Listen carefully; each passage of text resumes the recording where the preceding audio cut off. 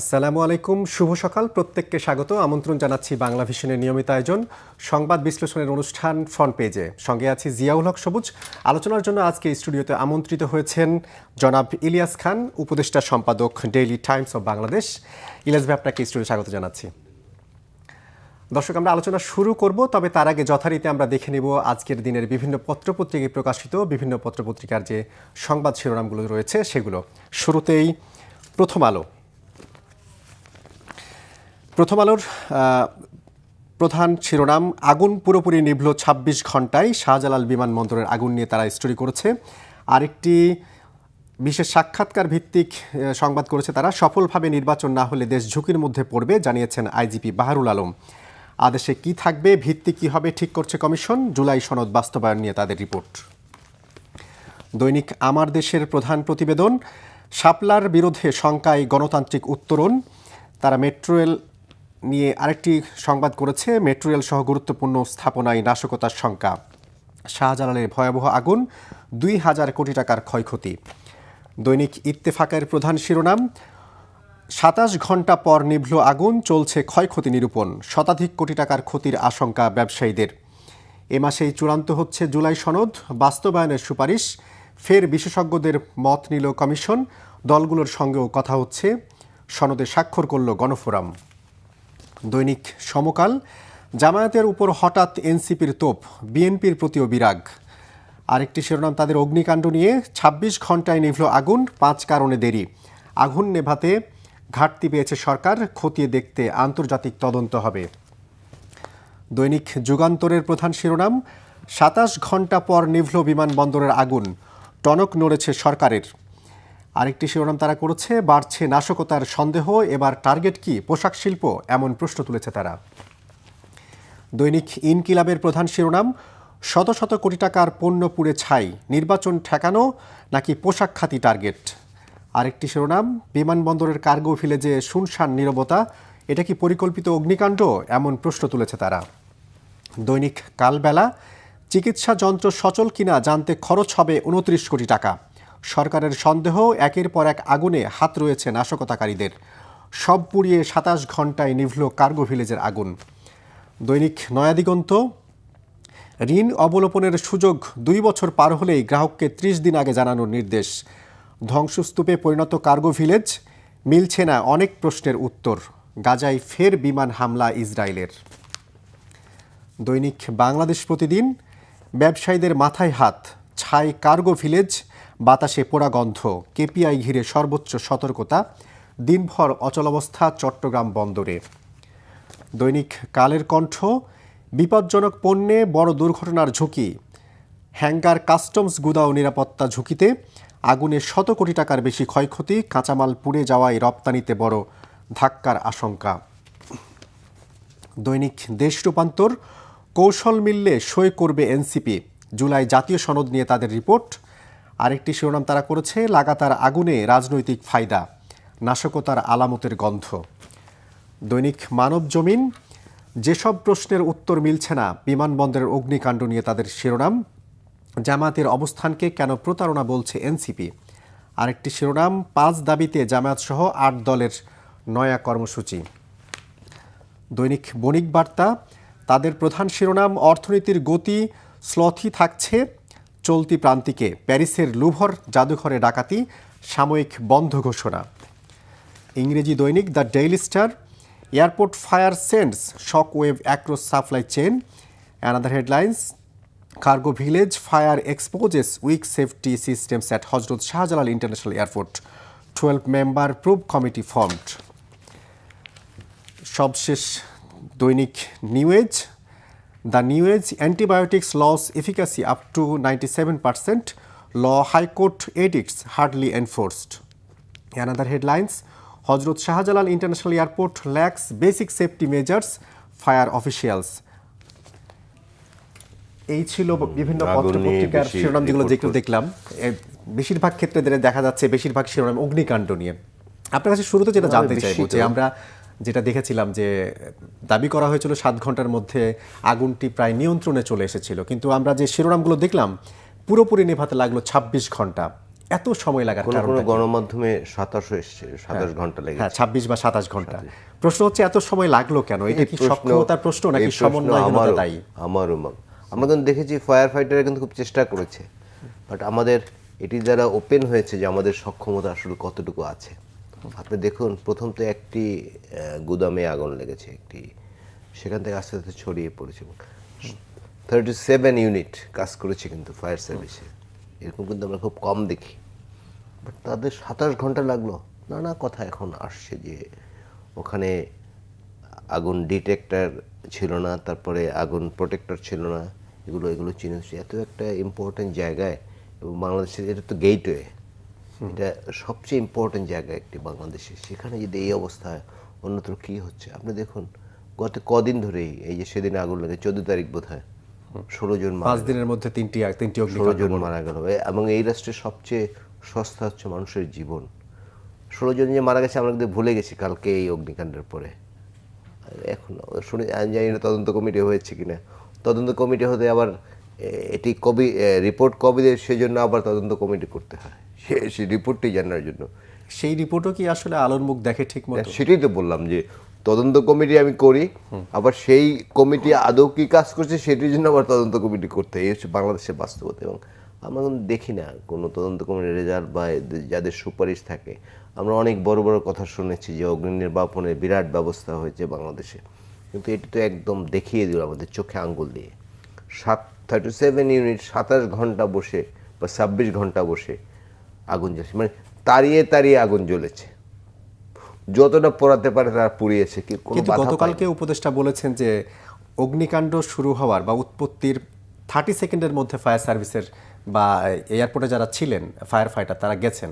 এয়ারপোর্টে fire fighter খুব ছোটো ইউনিট, খুব ছোট। এবং আমরা জেনেছি বা শুনেছি যে যে অগ্নিকাণ্ড ঘটেছে সেখানে যেতে পারমিশন নিতে হয়েছে ফায়ার সার্ভিসকে, এবং সেই জন্য কিছু টাইম কিলিং হয়েছে। তিনি হয়তো কি বলে যে তাদের দায়িত্ব এড়ানোর জন্য এসব কথা বলেছেন। সব মিলিয়ে সবচেয়ে বড় কথা যেটা আমিও আগুনের স্পার্ট না, কিন্তু মোটা দাগে যেটা বুঝি আমরা, তো 27 ঘন্টা লাগবে এই আগুন নেভাতে, বা 26 ঘন্টা লাগবে তাও এয়ারপোর্টের মতো জায়গায়। এয়ারপোর্টের মতো জায়গায়। এবং 37 ইউনিট 37টি ইউনিট কাজ করেছে, তারপরও লেগেছে। এটি খুব দুর্ভাগ্যজনক। এটা তো আর ফেরত পাওয়া যাবে না। আমরা চাই যে আগামী দিনগুলোতে ফায়ার সার্ভিসের সক্ষমতা আরও বাড়ানো উচিত, খুব দ্রুত কীভাবে নিয়ন্ত্রণে আনা যায়। সামনে কিন্তু শীতের সিজন শুরু হচ্ছে, সেটি অগ্নিকাণ্ডের জন্য মূল সিজন, সেটা শীতকালে কিন্তু খুব বেশি হয়।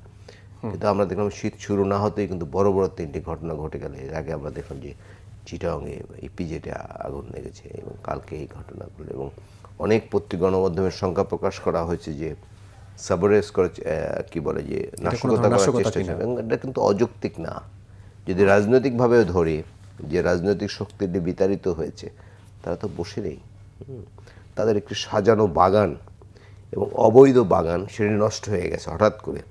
এই কষ্ট, এই বেদনা কিন্তু তারা কোনোভাবেই মানতে পারে না। দেশের যত ক্ষতি করে হোক তারা কিন্তু প্রতিশোধ নিতে চায়। এবং আপনি জানেন যে সামনে একটি নির্বাচনের কথা বলা হচ্ছে, যদিও নির্বাচন নিয়ে অনেকে সংশয় প্রকাশ করেন যে আদৌ হবে কিনা, সেই নির্বাচনটিকেও তারা বানচাল করতে চায়। এটা কিন্তু অনেকেই বলছে, মানে সাধারণ মানুষের মধ্যে এক ধরনের সন্দেহ দানা বেঁধেছে যে আসলে এই যে নির্বাচনকে ঘিরেই কি আসলে এই অস্থিরতাগুলো বাড়ছে। আমি মনে করি দুটি বিষয় এটি হয়েছে, আমি জানি না গণমাধ্যমে রিপোর্ট এসেছে কিনা।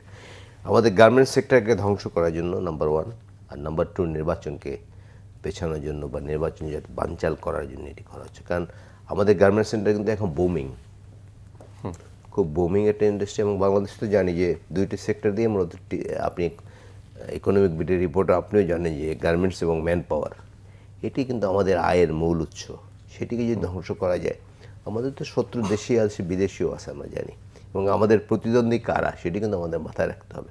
সুতরাং এটি করে, যেমন কালকে আমি একটি শোতে ছিলাম, গার্মেন্টসের এক বিজিএমের এক সাবেক নেতা ছিলেন, তিনি বলেছেন যে আমরা দেখছি যে কিছু কি বলে কিছু পণ্য নষ্ট হয়েছে, বাট সেই পণ্যকে কেন্দ্র করে, সেই অ্যাক্সেসরিজকে কেন্দ্র করে বিশাল অর্ডার ছিল। মনে করেন $5 লাখ অর্ডার, এখানে অ্যাক্সেসরিজ ছিল $50,000 সাপোজ। সেই অ্যাক্সেসরিজগুলো তো লাগবে ওই $5 লাখ অর্ডার তৈরি করতে, টোটাল রপ্তানির সাথে সম্পর্কিত। জি, সেটা খুব টাফ হয়ে যাচ্ছে। সেটা তো এখন আদৌ সময় মতো পারবে কি না, এটা সংকট করছে। এবং পৃথিবীর অনেক দেশের বায়াররা কিন্তু এগুলো চিন্তা করবে না যে আগুন লেগেছে না কী হয়েছে, আমি কিন্তু টাইমলি অর্ডার চাই।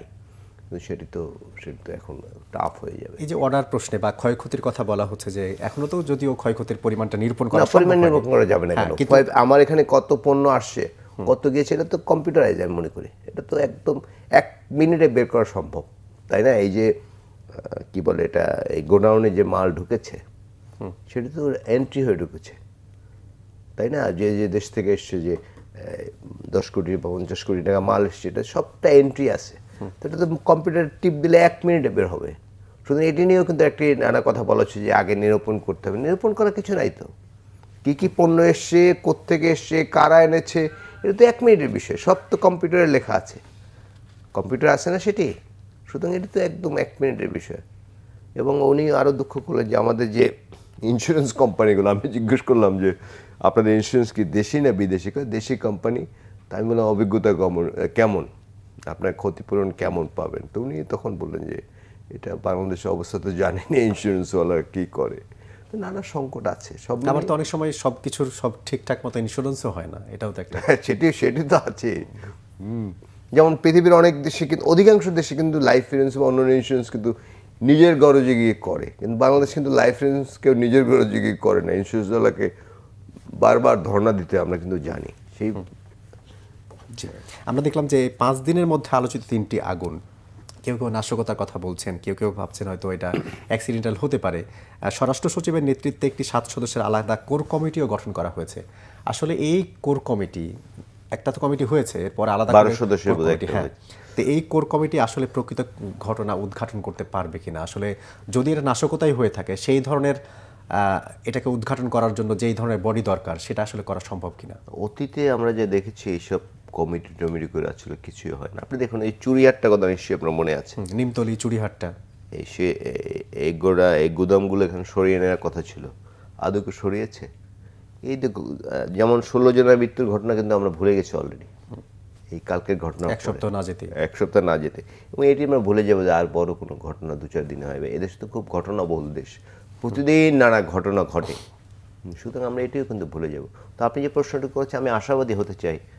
আমাদের তো আশা করা ছাড়া কিছু নেই। আশা করি যে কমিটি হয়েছে তারা বের করবে যে এটি নাশকতা না এমনিই লেগেছে, এটি দেখা উচিত। আরেকটি পত্রিকার একটা শিরোনাম দেখছিলাম যে এই যে একাধিক আগুনের ঘটনা, এর ফলে হয়তো মেট্রো রেল সহ আলাদা যে গুরুত্বপূর্ণ স্থাপনাগুলো রয়েছে সেখানেও এক ধরনের শঙ্কা করা হচ্ছে এমন ঘটনা ঘটতে পারে। সরকারের অর্গানগুলো কি এ ব্যাপারে সচেতন বা সজাগ রয়েছে? সজাগ থাকলে তো এই আগুন লাগতে পারে না। যেমন এখানে বলা হচ্ছে যে নাশকতা, যদি সরকার তো নাশকতা হলেও সেটা প্রোটেক্ট করতে হবে, যাতে নাশকতা করতে না পারে। আমাদের প্রতিপক্ষ তো একটা আছে, যেটি আমি শুরুতে বলেছি যে একটি রাজনৈতিক শক্তি, তাদের সাজানো বাগান নষ্ট হয়ে গেছে, লুটপাটের রাজত্ব নষ্ট হয়ে গেছে, বিদেশে টাকা পাচারের সুযোগ নষ্ট হয়ে গেছে, ব্যাংক থেকে ডাকাতের মতো টাকা নিয়ে যাওয়ার সুযোগ বন্ধ হয়ে গেছে। তো তারা তো খুব ক্ষুব্ধ, মানে ভীষণ ক্ষুব্ধ। তারা তো চাবে যে এই দেশটা স্থির না থাকুক, এই দেশের রাজনৈতিক অস্তিত্ব থাকুক, আবার যাতে আমরা কোনোদিন যদি ক্ষমতায় আসতে পারি, যদি সেটি খুব কষ্টকর বলে আমি মনে করি।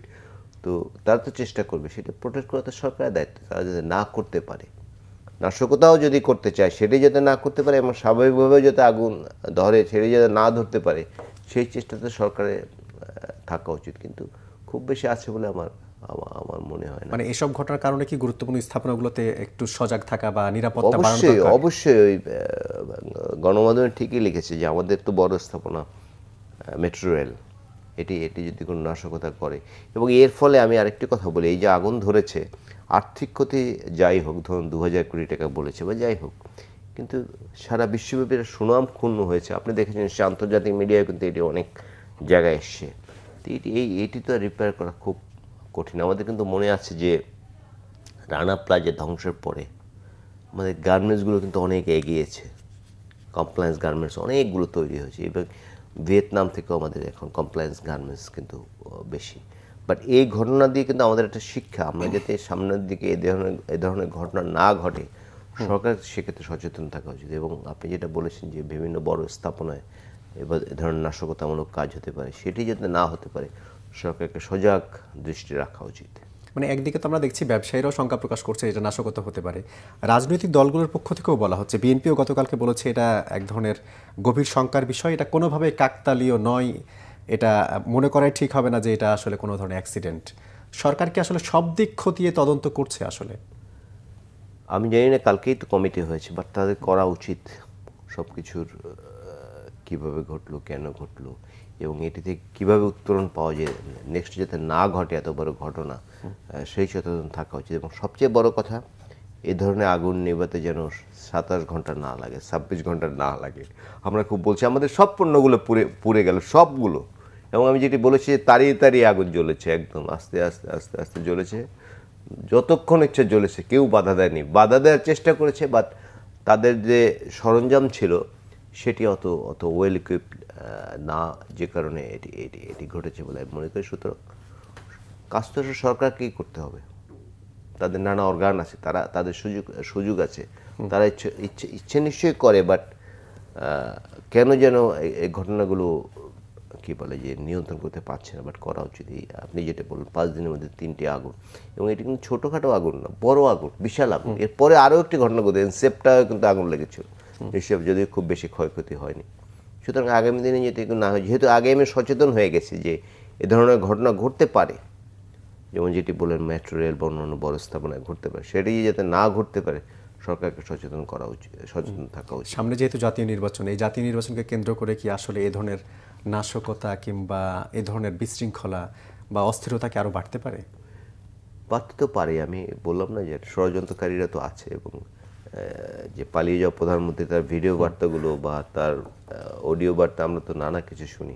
তাদের লক্ষ্যই হচ্ছে বাংলাদেশকে অস্থির করা, নির্বাচন যাতে না হয়, পুরো দেশটা অস্থির থাকুক। তাহলেই তারা ভাবে যে, মনে করবে যে আমরা ভালো শাসন চালিয়েছি, যদি তাদের শাসন ছিল এই ভূখণ্ডের ইতিহাসের সবচেয়ে নিকৃষ্টতম। কিন্তু তারা চেষ্টা চালিয়ে যাচ্ছে। তাদের বক্তব্য আপনি দেখুন যে একটি লোকের অনুশোচনা নেই কিন্তু, যে আমরা এই 15.5 বছর দুর্নীতি শাসন চালিয়েছি, ব্যাংক লুটপাট করেছি, মানুষ হত্যা করেছি, মানুষ গুম করেছি। একটি লোকের, একজন লোকের কিন্তু কোনো অনুশোচনা নাই। তারা মনে করেন তারা যা করেছে সঠিকই করেছে, তাদের নেত্রী যা করেছেন একদম 100 ভাগে ঠিক করেছেন। তো সুতরাং তারা বসে নেই কিন্তু। কিন্তু সেই লোকগুলো তো দেশেই রয়েছে, তারাও তো নির্বাচনে একটা প্রভাব রাখবে। না, সেটি তো রাখবেই। ধরুন আওয়ামী লীগ 2 লাখ, আড়াই কোটি বা 3 কোটি লোক করতো, পালিয়ে গেছে কয়জন? 20,000, 30,000, 50,000, ম্যাক্সিমাম 50,000 যায়নি আমার ধারণা। তা বাকিরা তো আছে, তারা ভোটেরও প্রস্তুতি নিয়েছে কোনো না কোনো ফরম্যাটে। যদি আওয়ামী লীগ নিশ্চিত থাকে, অন্য দলকে ভোট দিয়ে তারা একটা মোটামুটি ক্ষমতা, যেমন তাদের দোসরা ছিল জাতীয় পার্টি, এমন তারা তো সবাই বহাল তবিয়তে রয়েছে। জাতীয় পার্টিতে বহাল তবিয়তে আছে। যেমন এই যে দেখুন হাসানুল্লাহ ইনু, তাকে গ্রেপ্তার করা হয়েছে, তারপর রাশেদ খান, তারা তো ছোটো দল, সে তো জাতীয় পার্টি বড় দল, জাতীয় পার্টি একটি লোককে গ্রেপ্তার করা হয়নি। এটি এবং প্রথম দিন যে সেনাকুঞ্জে বা সেনা সদরে যে মিটিং হয়েছিল রাজনৈতিক দলগুলোর সঙ্গে, সেখানে কিন্তু জাতীয় পার্টিকে আমন্ত্রণ করা হয়েছিল, নিশ্চয়ই আপনি জানেন, যদিও পরে চাপে আর এদেরকে ডাকা হয়নি। তো এই শক্তিগুলো তো আছে, তাদের হারানো ক্ষমতা আবার ফিরে পাওয়ার জন্য প্রাণান্তকর চেষ্টা করছে। সেটি বাংলাদেশকে ধ্বংস করে যদি হয় তাও তারা করবে, শুধু এয়ারপোর্টে আগুন জ্বালিয়ে না, মেট্রো রেলে আগুন জ্বালিয়ে না, যে কোনো উপায়ে তারা আবার ফিরতে চায়। জি, একটু ভিন্ন প্রসঙ্গে যেতে চাই। জুলাই সনদ স্বাক্ষরের ঘটনা কেন্দ্র করে 2-1টি রাজনৈতিক দলের মধ্যে এক ধরনের মত পার্থক্য দেখা যাচ্ছে, বিশেষ করে বড় রাজনৈতিক দলগুলোর সাথে এনসিপির মতো রাজনৈতিক দলের এক ধরনের মত পার্থক্য আমরা দেখতে পাচ্ছি। বিএনপি গতকাল বলেছে তাদেরকে জুলাই অভ্যুত্থানের বিপরীতে দাঁড় করানো হচ্ছে। আসলে এই মত পার্থক্যগুলো বাড়লো কেন? আমরা তো ঠিক 1 বছর আগেই সবাই এক কাতারে লড়াই করেছে। এটা খুব দুর্ভাগ্যজনক। বিএনপি দীর্ঘদিন আন্দোলন করেছে, নির্যাতিত হয়েছে, নেতাকর্মীরা অনেকে হত্যা করা হয়েছে, কোর্টের বান্ধায় দৌড়িয়েছে। একইভাবে জামাতও দীর্ঘদিন আন্দোলন করেছে, তারা নানাভাবে নির্যাতিত হয়েছে। ক্যাঙ্গারু কোর্টে তাদের নেতাদের ফাঁসি দেওয়া হয়েছে, অনেক ছাত্র শিবির অন্য তাদের যে সংগঠন তাদেরকে হত্যা করা হয়েছে। সবাই কিন্তু গণতন্ত্রের জন্য লড়াই করেছে, কেউ কিন্তু আপোষ করেনি, স্বৈরাচারের সাথে কিন্তু আপোষ করেনি, গণতন্ত্রের জন্য লড়াই করেছে। এই যে এনসিপি যে তরুণ বন্ধুরা আছে, তারা কিন্তু লড়াই করেছে, অনেক লড়াই করে জীবনের ঝুঁকি নিয়ে দাঁড়িয়েছে, এবং তার ফলেই কিন্তু স্বৈরাচারের পতন ঘটেছে। আপনি নিশ্চয়ই আমার সাথে দ্বিমত করবেন না, এক পর্যায়ে মনে হয়েছিল কিন্তু শেখ হাসিনার পতন নেই, পতন হতে পারে না। তিনি এত কিছু সেট করেছিলেন, সব কিছু থেকে সব মনে হয়েছিল তার বোধহয় পতন নেই কোনোদিন, বাট পতন কিন্তু হয়েছে এই দলগুলোর কারণেই। কিন্তু সবাই মিলে চেষ্টা করেছে। কিন্তু দুর্ভাগ্যজনক সাম্প্রতিক কালে আমরা দেখছি দলগুলোর মধ্যে মতবিরোধ। যেমন অনেকে বলতেন যে এনসিপি জামাতের বি টিম, কিন্তু কালকে একদম এনসিপির যে তাদের মধ্যে আমরা সুসম্পর্কের কথা শুনতাম, অনেকে অনেক কথা বলতেন। হ্যাঁ সেটি বলতেন, কিন্তু কালকে এনসিপি যিনি প্রধান তিনি কিন্তু জামাতের বিরুদ্ধে একদম একটা বোমা মেরে দিয়েছেন, বিশেষ করে পিআর পদ্ধতি নিয়ে যে এবং কথা আজকে বলেছেন। কিন্তু শুধু এই দুটি বিষয়ে আলোচনা হচ্ছে কালকে থেকে, এই আগুন এবং এই এনসিপি প্রধানের বক্তব্য। কেন হয়েছে কি হয়েছে আমি বলবো না, বাট সবাই এবার একটি বিষয় খুব পজিটিভ, সব রাজনৈতিক দলগুলো চায় যে বাংলাদেশের গণতন্ত্র টেকসই হোক। আপনি নিশ্চয়ই এটি লক্ষ্য করেছেন, সব দলগুলো কিন্তু চায়। এই জন্য নানা কৌশল তারা করছে, কি করলে স্বৈরাচার সৃষ্টি হবে না, কি করলে গণতন্ত্রের আবরণের ফেসিস সৃষ্টি হবে না, সেই চেষ্টাগুলো কিন্তু সব দলগুলো করছে। সুতরাং আমি অনুরোধ করতে চাই যে দলগুলো ঐক্যবদ্ধ হয়ে আগামী দিনে একটি ভালো নির্বাচনের মাধ্যমে যাতে সরকার সে দেশটি একটি সঠিক জায়গায় যায়, সঠিক পথে যেতে পারে। আমরা তো বারবার ব্যর্থ হয়েছি, আমাদের স্বপ্নভঙ্গ হয়েছে। ৭১ মহান মুক্তিযুদ্ধের পরে আমাদের যে স্বপ্ন ছিল, আমাদের পূর্বসূরীরা যে স্বপ্ন ছিল, সেই স্বপ্ন কিন্তু পূরণ হয়নি। আমরা দেখলাম যে গণতন্ত্র যে আমরা লড়াই করলাম, ৭১ ক্ষমতা আহরণের পরে আওয়ামী লীগ গণতন্ত্র হত্যা করে বাকশাল করলো, আমি গণমাধ্যমের করি, আমাদের গণমাধ্যমগুলো বন্ধ করে দেওয়া হলো, মানুষের মুখ বন্ধ করে দেওয়া হলো। এই জন্য তো মানুষ আমাদের পূর্বসূরীরা মুক্তিযুদ্ধ করেন। তারপর ৯০-এর আন্দোলন দেখুন, ৯০-এর আন্দোলনের পর কিন্তু আমাদের অনেক স্বপ্ন ছিল, অনেক কিছু হবে। শুধু শিক্ষাঙ্গনের কথাই বলি, শিক্ষাঙ্গনে কাদেরকে ৯০-এর পর বেশি নিয়োগ করা হয়েছে আপনি দেখুন, একদম দলীয় বিবেচনা হয়েছে যখন যে সরকার থেকেছে। এটা তো আমাদের প্রত্যাশা ছিল না। এবারও যদি আমাদের আশাভঙ্গ হয়, এবার কিন্তু ৭১-এর পরে, ৭১ মহান মুক্তিযুদ্ধের পরে এত বড় বিপ্লব আর বাংলাদেশে হয়নি। এবার যে সর্বস্তরের মানুষ, যেমন ৯০-এর আন্দোলন, আমি তখন ঢাকা বিশ্ববিদ্যালয়ের ছাত্র, আমরা দেখেছি এই কয়েকটি শিক্ষা প্রতিষ্ঠান কেন্দ্রিক মূলত আন্দোলন ছিল, বা আরবান আন্দোলন। ঢাকার কিছু লোক আন্দোলন করে, ঢাকা বিশ্ববিদ্যালয়, জাহাঙ্গীরনগর বিশ্ববিদ্যালয়, অন্যান্য যে শিক্ষা প্রতিষ্ঠানগুলো তারা আন্দোলন করেছে। বাট এবার কিন্তু সবাই আন্দোলন করেছে, ছাত্ররা করেছে, ছাত্রের বাবা মা করেছে, ছাত্রের দাদা দাদি নানা নানি তারাও কিন্তু করেছে। এই কারণেই বলা হয়েছে ছাত্র জনতার আন্দোলন। হ্যাঁ সেটাই তো।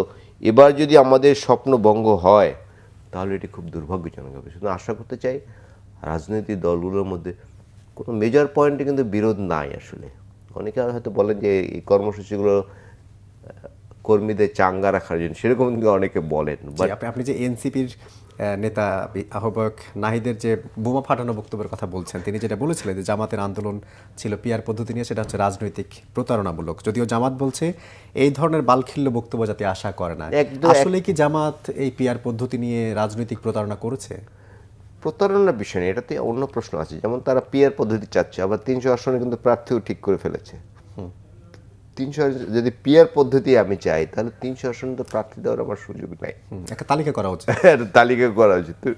তাই না, এগুলো রাজনৈতিক বক্তব্য মূলত। আসলে এগুলো কোনো বড় মেজর ইস্যু না। আমি যেটি বলেছি, দেশকে এগিয়ে নেওয়ার ক্ষেত্রে কিন্তু রাজনৈতিক দলগুলোর মধ্যে এটা ঐক্য হয়েছে, এবং এবার কিন্তু আগামী দিনে পলিটিক্স বাংলাদেশে ভিন্ন হবে, আপনি মাথায় রাখবেন।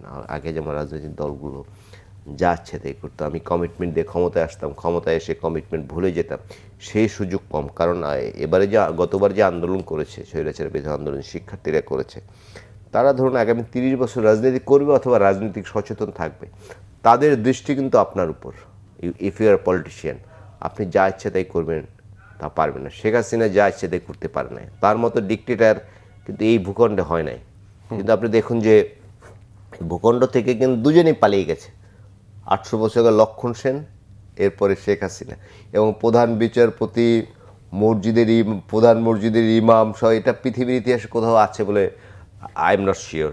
সুতরাং শেখ হাসিনা যেহেতু পালিয়ে যেতে হয়েছে, অন্য কোনো রাজনীতি এসে যা কিছু তাই করবে, এটির সুযোগ কিন্তু কম বলে। সেই পরিণতির কথা অবশ্যই ভাববে, পরিণতির কথা ভাবতে হবে। কিন্তু আমাদের সমস্যা হচ্ছে কি, ইতিহাসের সবচেয়ে বড় শিক্ষা হচ্ছে ইতিহাস থেকে আমরা শিক্ষা নিই না, আমরা আগামী দিনে ভুলে যাই। যেমন আওয়ামী লীগ যেগুলো করেছে সেগুলো এখন অনেকেই করছে, নানা অভিযোগ আছে। আপনি ওই পলিটিক্সের পরিবর্তনের কথা বলছিলেন, আমরা যেটা দেখছিলাম যে আসলে এই পরিবর্তনের আশা নিয়েই এনসিপি তারা দল গঠন করেছে, কিন্তু এনসিপি কি আসলে সঠিক ট্র্যাকে আছে? এনসিপি খুব হতাশ করেছে। আমি খুব ব্যক্তিগত খুব হতাশ। প্রথমত তাদের ব্যাপারে যেটি বলি যে সব আন্দোলন করে ছাত্ররা কিন্তু টেবিলে ফিরে গেছে, তারা সচিবালয়ে গেছে, বিভিন্ন দপ্তরে গেছে। এটা আমাদের প্রত্যাশা। যাই সেটা গেলেও এবং আপনি দেখুন শেখ হাসিনার পিয়ন 15.5 বছর 400 কোটি টাকা কামাই করেছে। আর এনসিপির তিনি যে একজন এনসিপির একজন উপদেষ্টা সরকার আছে, তার পিএস এই 3 মাস না 4 মাসে 1000 কোটি 300-400 কোটি টাকা কামাই করেছে।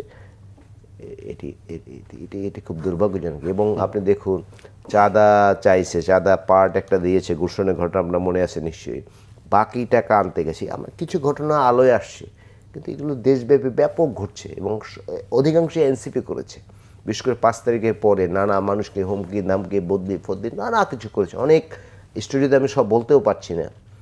এটা তো আমাদের প্রত্যাশা ছিল না, এটা আমাদের প্রত্যাশা ছিল, তাদের প্রতি আমাদের অনেক আশা ছিল যে তারা নতুন পলিটিক্স বাংলাদেশে জন্ম দেবে। কি দেখি এই যে দেখুন এনসিপি শাপলা প্রতীক পাচ্ছে না, শাপলা প্রতীক পেতেই হবে। একজনে কি যেন বলছে রংপুরে, জিব্বা ছিঁড়ে ফেলে কলিজা ছিঁড়ে ফেলে রাস্তায় ফেলে রাখবে, এত বড় শক্তি কিন্তু তাদের হয়নি। বাট গতকালকে এনসিপি নেতা নাসিরউদ্দিন পাটোয়ারি তিনিও একটা মন্তব্য করেছেন, নির্বাচন কমিশনকে গণিমতের মাল হিসেবে ভাগ করে নেওয়া হয়েছে, যার ভাগ বিএনপি নিয়েছে, জামাত নিয়েছে, এমনকি সেনাবাহিনীকেও প্রশ্ন তুলেছে তারা। আসলে কি নির্বাচন কমিশনকে এরকম ভাগ করে নেওয়ার মতো বিষয় রয়েছে? কি নির্বাচন কমিশন ফল্ট কি জিজ্ঞেস করেন, কি তারা ভুল করেছে, কি তারা তো কোনো নির্বাচন কন্ডাক্ট করে না, করেছে? দেখ তাদের ভুল কি, নির্বাচন কমিশন কি অন্যায় করছে, কি খারাপ কি করেছে যদি স্পেসিফিক তাদের বলতে হবে। শাপলা প্রতীক দেয় না, এটি তো শাপলা প্রতীক তো নাই 50টা প্রতীকের মধ্যে, তারা কী করে জোর করে দিবে? দেওয়ার তো সুযোগ নেই। বরং এগুলো বলে তারা কিন্তু আরও অজনপ্রিয় হয়েছে। যেমন তারা কতবার অধ্যত্ত বলে শাপলা না থাকলেও ধান শিশু থাকতে পারবে না। এটা তোর প্রতীক নিয়ে তুই কাজ করবি, তো অন্য প্রতীক নিয়ে টানটানি করছো কেন? এগুলো তারা করছে নানা, তাদের মন্তব্য দেখুন, নানা মন্তব্য আমরা কিন্তু বিভিন্ন সময় দেখেছি। এগুলো ভালো সংস্কৃতি না। তারা যদি মনে করে যে আমরা অজেয়, আমরা তরুণ, যা ইচ্ছে তাই করবো, বাংলাদেশের মানুষ কিন্তু তাদের অতটা গ্রহণ করেছে বলে আমি মনে করি না। প্রথম আন্দোলনের সময় নিশ্চয়ই আমরা সবাই স্বীকার করি তাদের বিরাট ভূমিকা ছিল, কিন্তু এর আন্দোলনের পরে সরকার পতন, আওয়ামী লীগের পতনের পরে তারা যে অ্যাক্টিভিটি চালিয়েছে দেশব্যাপী, অনেক কিন্তু হ্যাপি না আসলে। আরেকটি প্রসঙ্গে জানতে চাইবো যে আমরা দেখেছি গতকালকে এক নারী গণমাধ্যম কর্মীর লাশ উদ্ধার করা হয়েছে। অন্যদিকে রাতে দেখলাম জগন্নাথ বিশ্ববিদ্যালয়ের যে ছাত্র দলের নেতা জোবায়ের, তিনি খুন হয়েছেন। আসলে এই ধরনের ঘটনাগুলো বাড়ছে কেন? এই খুন খারাপের কারণ কি? সামাজিক অবক্ষয় হচ্ছে। এই যে মেয়েটি, তিনি অভিযোগ করেছিলেন, লিখিত অভিযোগ করেছিলেন দেখলাম, এবং অনলাইনটার নাম কি, ঢাকা স্ট্রিম, তারা একটি কালকে একটা বিবৃতিও দিয়েছে। তাকে কিন্তু বলা হয়েছে যে যার বিরুদ্ধে অভিযোগ করা হয়েছে তাকে যা সেকশন চেঞ্জ করে দেওয়া হয়েছে। বাট নারী নির্যাতন তো একটি বড় অপরাধ, এবং মেয়েটি অভিযোগ করে তাকে শারীরিক এবং মানসিকভাবে নির্যাতন করা হয়েছে, এটা বিশাল অপরাধ। আমি মনে করি যে ব্যক্তির বিরুদ্ধে অভিযোগ করেছেন তাকে যে শাস্তি দেওয়া হয়েছে এটি যথাযথ না, আরও বড় শাস্তি হওয়া উচিত ছিল। নাম্বার 2, জগন্নাথ কলেজের ছাত্রটি মারা গেছে, আমি দেখলাম যে মেয়েটি এবং তার বয়ফ্রেন্ড মিলে এরকম একটা ধারণা করা হচ্ছে। তো এগুলো আমাদের সামাজিক অবক্ষয় ঘটে গেছে। অনেক নৈতিক শিক্ষা, আগে যে আমরা ছেলেবেলায় নৈতিক শিক্ষার যে পঠন পাঠন ছিল সেগুলো কিন্তু অনেক নাই এখন। এই কারণে এইসব ঘটনা ঘটছে বলে আমি মনে করি। এগুলো কি আসলে এই সামাজিকতার মধ্যে যে নানা ধরনের অপকর্ম বেড়ে যাচ্ছে, এটা নিয়ন্ত্রণে কি কিছু করার সুযোগ রয়েছে? আসলে কোনোভাবে নৈতিক শিক্ষা বাড়ানো কিংবা এটা নৈতিক শিক্ষা বাড়াতে হবে। এটা মূল কাজ হচ্ছে নৈতিক শিক্ষা। এবং আমাদের এখন কি বলে যে নানা গ্যাজেট আসা, নানা কি বলে এই যে ফেসবুক সহ নানা কিছু আশা করে নানা কিছু ঘটছে, কিন্তু আপনি দেখবেন পরকীয়া প্রচুর ঘটছে, এবং এই মোবাইলে প্রেম হয়ে বিয়ে করছে, বিদেশ থেকে লোক চলে আসছে বিয়ে করতে, নানা কিছু ঘটছে। এটি হচ্ছে বাস্তবতা। বাট এটিকে কীভাবে নিয়ন্ত্রণে রাখা যায় সেই চেষ্টা আমাদের করতে হবে। জি, অসংখ্য ধন্যবাদ জনাব ইলিয়াস খান আজকে সময় দেওয়ার জন্য। আপনাকে ধন্যবাদ। দর্শক, এই ছিল আজকের ফ্রন্ট পেজ। এতক্ষণ যারা সঙ্গে ছিলেন সবাইকে ধন্যবাদ। ভালো থাকবেন সবাই। শুভ সকাল।